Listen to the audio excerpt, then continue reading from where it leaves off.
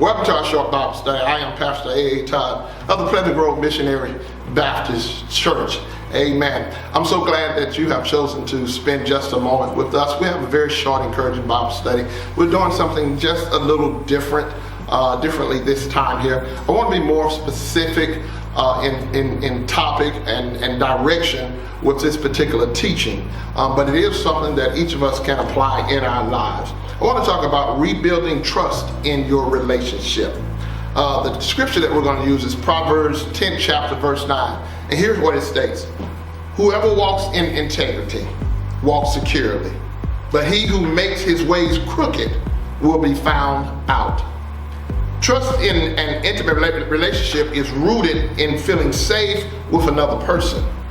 Infidelity, lies, broken promises can severely damage the trust between a husband and a wife.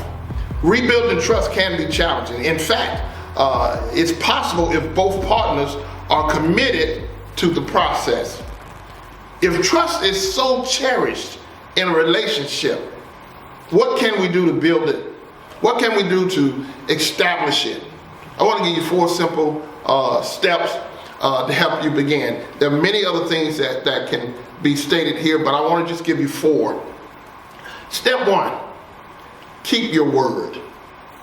To the best of your ability, keep your word. Do what you say that you're going to do.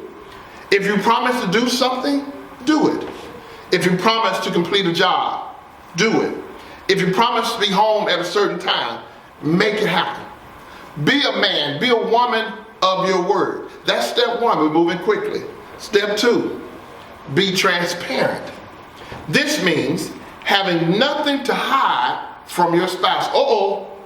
No hidden text messages. And many of us, we have our different screens, our private screens, we have our codes and so forth, and our spouses have no idea what the code is, as if we're hiding something.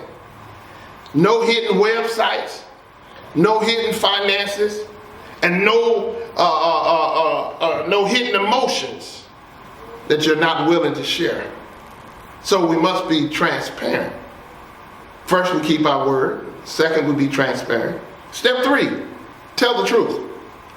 It might sound trite, it might sound simple, but the reality is we all struggle with the truth sometimes.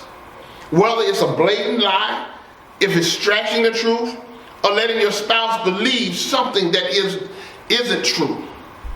It has no place in the marriage relationship. So keep your word. Be transparent. Tell the truth. And finally, 4th step, confess promptly. The reality is that we're not perfect people. And there's going to be times we don't keep our word. We aren't immediately transparent at all times, or sometimes we lie. Instead of letting those situations fester and erode trust, quickly and appropriately confess your sins and your mistakes. So, keep your word.